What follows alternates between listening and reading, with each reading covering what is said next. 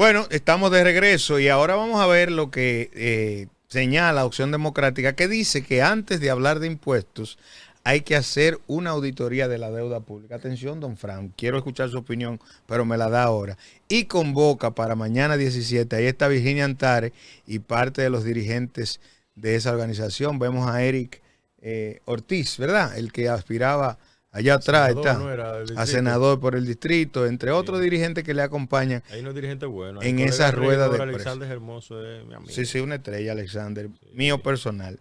El Partido Acción Democrática llamó a la ciudadanía a unirse al cacerolazo frente al Congreso Nacional este jueves 17 de octubre a partir de las 5:30 de la tarde contra el proyecto de reforma fiscal planteado por el gobierno del Partido Revolucionario Moderno. Afirmó que esta propuesta es un castigo que impactará de manera negativa a la economía del hogar y consideró que hay muchas otras medidas que se deben tomar antes de cargar con más impuestos a la gente. Cito, Opción Democrática es un partido que va a estar acompañando al pueblo dominicano del lado de la familia dominicana.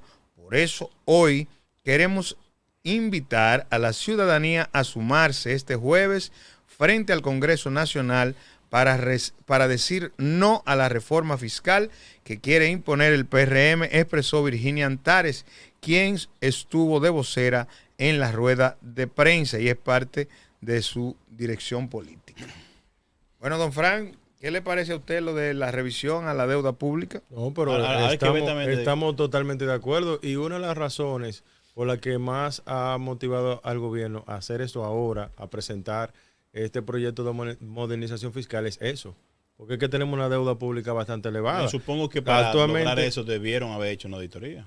Sí, claro. Actualmente la deuda pública en la República Dominicana está en 46.3 del PIB. Así que está la deuda pública. Entonces parte, o sea, de los objetivos de presentar este proyecto, uno de ellos fue eso. Ahora también ese proyecto contempla ¿qué? Reducir los gastos de inversión del Estado. Por eso el proyecto plantea que algunas exenciones fiscales que tiene, que algunos sectores, bueno, están quejándose, pero realmente yo creo que hay exenciones. ¿Cuánto fue usted dijo? Que 46.3. Dicen ellos que son 57.596 al 31 de agosto. Millones de dólares. Millones de dólares. Sí, eso equivale a un 46.3 del PIB. O sea, que nosotros estamos pagando casi el 50% del Producto Interno Bruto que produce la República Dominicana es para deuda. Ángel María, que también se debe hacer la revisión, ¿o tú entiendes que se hizo previo a? No, debió haberse hecho previo a, porque para poder tener un parámetro en cuanto a lo que queremos recaudar, debió haberse hecho antes. Se debe conocer. Antes se hizo la auditoría, pero yo me identifico en gran parte en lo que ellos dicen. ¿Qué es lo que? Porque ellos no se están oponiendo al proyecto de reforma fiscal. Estamos claros de eso, de que hay que hacer la reforma. Sí, y estamos claros de que hay que tener transparencia, auditoría, tiene que ser basado en algunos requerimientos técnicos que el mismo proyecto lo presenta, porque cuando tú presentas un proyecto de esta naturaleza, bueno, tú dices, miren, señores, necesitamos recaudar 10 pesos. Estos 10 pesos es ¿por qué? Porque anualmente el presupuesto de nosotros es de 10 pesos, pero tenemos que buscar 2 pesos más en préstamo que no lo estamos produciendo. O sea, el proyecto te lo explica. Ahora, ¿dónde es que yo entiendo que hay que sentarse todos los sectores? En el punto de que se han quitado algunas exenciones y algunos sectores no quieren que se le quiten esas exenciones fiscales. Yo considero que sí, quíteselas a todos. Y hay que, exactamente, entonces vengan, vamos a concientizarnos, porque hay sectores que actualmente el gobierno le tiene exenciones que ya hace mucho tiempo que debieron de quitárselas porque ya cumplieron su objetivo. Ok, yo quiero incentivar, por ejemplo, para poner un ejemplo, yo quiero incentivar el fútbol en la República Dominicana. Vamos a incentivarlo, vamos a ponerle un incentivo a 4 años, a 5 años. Bueno, pues ya pasaron los 5 años y ya el deporte despegó y ya estamos viendo resultados, pues ya es un incentivo. Un incentivo no significa que tiene que ser para toda la vida, permanente. Eso tiene un tiempo de caducidad. Se supone que y también se inició con la intención de que se fortalezcan y logren subir. Después ya usted está en la escala, bueno, ya, vamos. Exactamente. Así Ahí es. Vemos también reuniéndose por parte de los industriales, en el caso de la Cervecería Nacional Dominicana, lo de empresarios de ron también, buscando, tú sabes que van a ser afectados esa parte, pero esa parte no debería ser de preocuparse porque como quiera van a consumir. Eso yo digo, ¿afectado en qué punto? Porque ¿verdad? Yo no entiendo. No, dicen ellos afectados en la parte económica. Va a bajar a 20 son como 3 pesos que le van a subir. Es que no va a bajar. Sí, pero como quiera, eso no afecta. El que va a consumir, lo consume como quiera. Eso es lo de menos. Ahora, tú me dices a mí, sí, que hablamos de la carne. Eso es placer, eso no es comida. Eso es placer. Tú me hablas de la carne, además, que yo considero que ahí deben orientarse un poco más para que no se están afectados en el aspecto de alimentación. ¿Tú sabes que deberían aumentar o grabarlo con impuestos la cirugía plástica? Bueno, eso ya es servicio médico. Eso es un asunto. La cirugía plástica estética, porque eso está muy en boga en República Dominicana. Sí, pero que hay cirugía estética que también es por tema de salud. Sí, pero podemos hacer una exclusión. No, de hecho, en Estados Unidos la parte, por ejemplo. ¿Cómo tú vas a decir? No, esto es por salud. Esto es por luz. En el caso, está complicado eso. En ese caso, la bariátrica en los Estados Unidos se considera. Sí, y aquí también. Ahora no lo cubre. Por el SENASA. Hay una amiga de nosotros que se benefició de ese asunto. Pero SENASA porque es del Estado, hermano. Sí, es interesante porque ha ido evolucionando.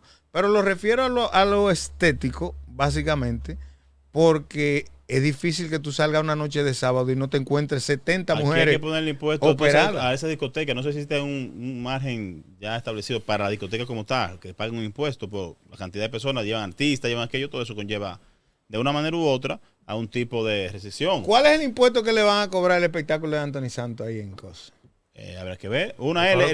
Me imagino que va a ser aquí. Me imagino que la empresa que lo lleva es quien paga esa parte por vía de consumidor. Pero sería interesante porque ahí el consumo es muy alto. Eso no es para la población en sentido general. Eso no es un público específico. Eso no es para la gente de Santiago. No. Ahí la mayoría de la gente que va a venir viene de Centroamérica, Santo Domingo, vienen del sur, que hay muchos peloteros para allá en la zona de Baní, en la zona de San Pedro, en el este y cosas por el estilo. Pero es interesante ver eso. Ahora vamos a escuchar lo que dice Omar Fernández en relación a la vivienda y al proyecto de reforma fiscal.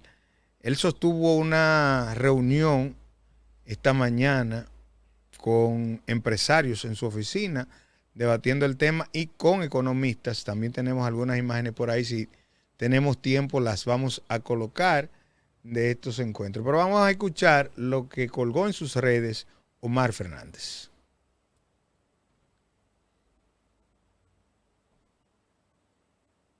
Se ha compartido, estoy enfocado en estudiar la propuesta de reforma fiscal para poder defender el interés de la mayoría y presentar opciones que no sean una carga insoportable. De este análisis hemos identificado otro impuesto que sabemos que preocupa a las familias dominicanas, que con mucho esfuerzo y sacrificio han logrado adquirir un techo digno.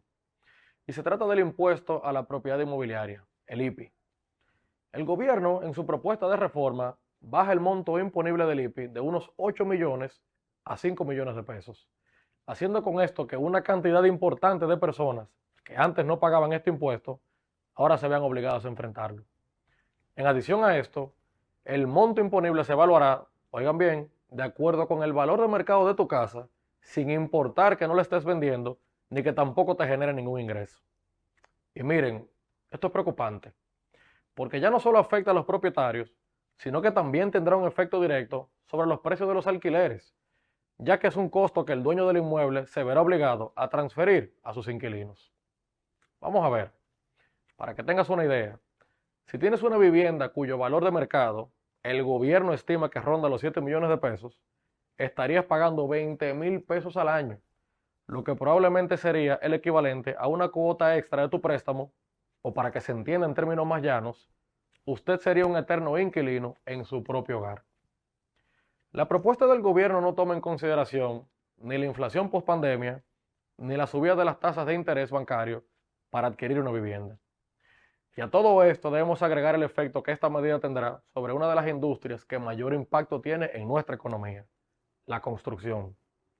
Este sector, el cual paga impuestos, genera empleos y moviliza toda una cadena de proveedores, recibiría un frenazo que sin dudas terminaría con empleos perdidos y hasta una reducción importante de las recaudaciones. Y es que, señores, tener un techo digno no es un lujo, y así lo reconoce nuestra propia Constitución, la cual consigna que el acceso a la vivienda es un derecho fundamental.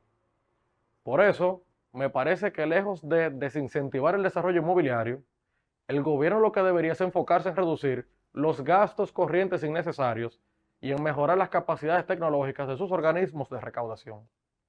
Eso es eficiencia, eso es modernidad, y esa sería la reforma ideal.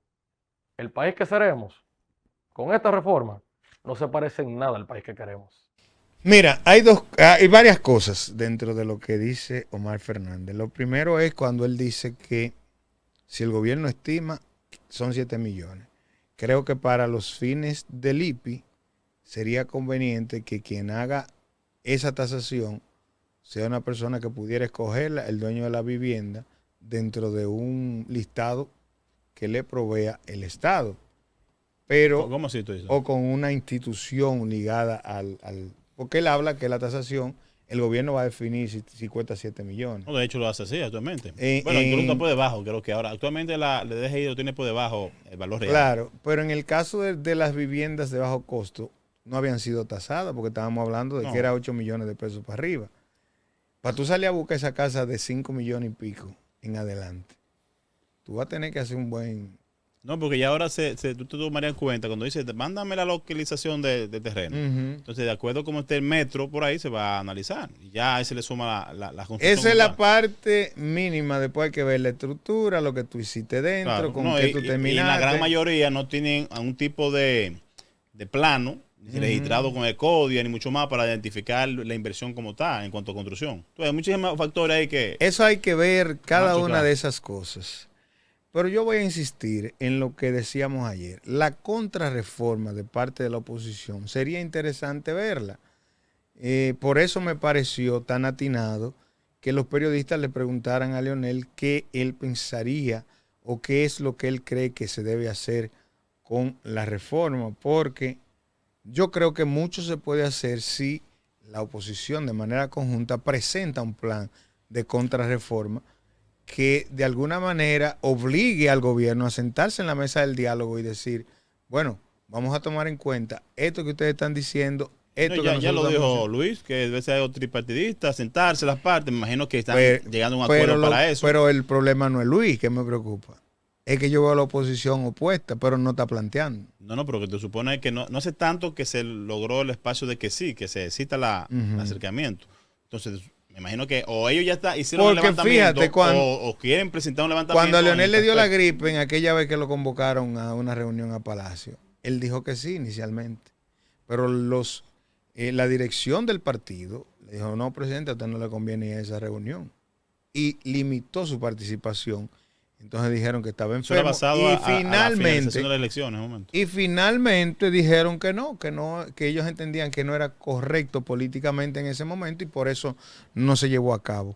Pero insisto en eso, o sea, que nosotros podamos ver, esto puso el gobierno, esto puso la oposición.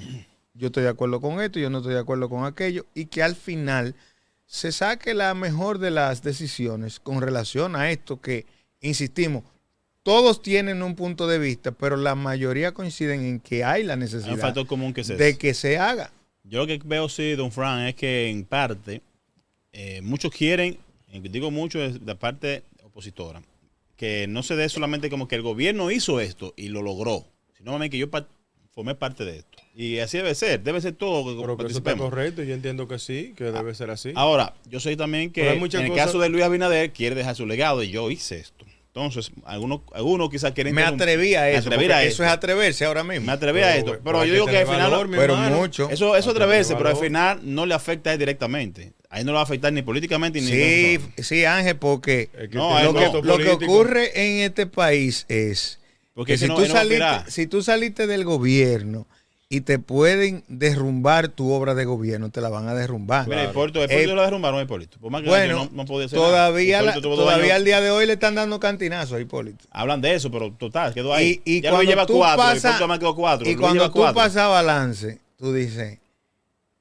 Danilo hace un tiempo que tú no tienes cómo valorar la obra de gobierno, exceptuando los que hacemos ejercicio de comunicación, que tenemos obligatoriamente que recordar cada cosa de la que se hizo en el gobierno. Pero la población en sentido general te dice, exactamente, eso va pasando. Pero entonces, ahí vamos, Leonel, ya Luis tiene 4 años. Si el partido de Luis sale, no fue tan eficiente no es lo como mismo. lo propuso en campaña. Y se consideró sentirse en compromiso de seguir avanzando y culminar lo que propuso. Que es lo que anda buscando ahora.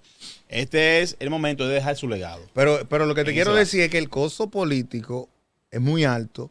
Pero para lo demás. Y lo que quiere un presidente que sale es dejar su su partido en el gobierno. Sí, pero tiene que ser porque se va más tranquilo que dejando a uno que viene a auditar. Luis le está tratando de dejar un camino bien allanado a la gran mayoría que viene, que aplauden para que quizás caeremos ahí en otro tema, aplauden por la reforma constitucional de que ahí no va a pasar. Yo sé que lo impulsaron con mucho énfasis para ellos poder tener espacio para luego aspirar. Pero mientras tanto, en el caso de Luis, él quiere hacer un buen trabajo, quiere hacer su legado, y ahí yo digo que la oposición diría, muy bien, tú quieres hacer tu delegado, pero yo tengo que formar parte de eso también, para que no te veas tú fuiste tú solo, en un sentido. Para las elecciones que vienen, nosotros formamos parte y decidimos esto, no hicimos aquello, pero deben caer siempre con la propuesta para que entonces vease la realidad de la participación. Vamos a ver lo que dijo Jaime Ariste Escudero, para que concluyamos ya en la parte que refiere a la reforma fiscal. Cuando regresemos, ¿puede ser? Sí, claro. Ok, pues vamos a verlo. Si no se hace una reforma, consecuencia que puede tener, bueno, la deuda pública sigue subiendo. Okay. Eso significa que tarde o temprano tú vas a tener que hacer una reforma, pero más grande, más intensa, más dura. ¿Cuáles son los riesgos de que no se aplique esta reforma fiscal como se ha propuesto? Si tú eres un político irresponsable, no la hagas. Y no es verdad que un presidente va a decir, no, yo quiero hacer una reforma. No, es simplemente por el sentimiento de responsabilidad que le lleva a hacer la reforma. Si no se hace una reforma, consecuencia que puede tener, bueno, la deuda sigue subiendo, la deuda pública sigue subiendo. Okay. Eso significa que tarde o temprano tú vas a tener que hacer una reforma, pero más grande, más intensa, más dura. También tú tienes una situación donde, ante esa evolución de la deuda, si tú comienzas a tener un pago cada vez mayor de los intereses y el servicio y no te están dispuestos a prestar, tú vas a tener que hacer un ajuste vía el gasto brutal. Pues Jaime dice ahí que es cierto, la deuda va a incrementar más si no se hace este tipo de reforma, y es lógico, sabemos mucho, pero igual los préstamos que se han hecho también entran dentro de la misma deuda como tal, y hay que buscar la forma de cómo recuperarlo. Pero, Jaime, ¿qué te digo?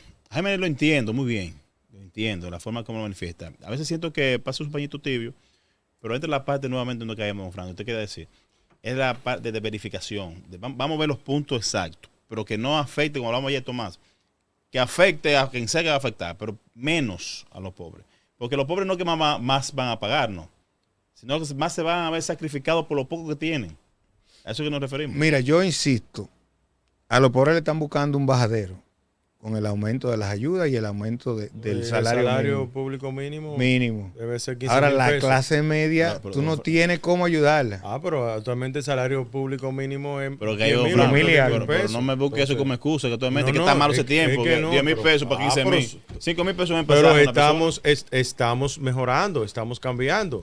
Tú me decías a mí, cuando inició el gobierno... En lo que viene esta inflación, esos 5,000 pesos no van a saber ni ahora, estamos mejorando. Te voy a decir algo. ¿Usted cree que el salario de un policía, un raso, debería ser 25,000 pesos? No, debería de ganar más. Claro, pero este gobierno lo llevó. ¿Cuánto ganaba un policía aquí? Como 8,000 pesos. Don Fran. No. Aquí un raso en el 2020 ganaba como 8,000 pesos. 8,000 y pico. La Policía Nacional.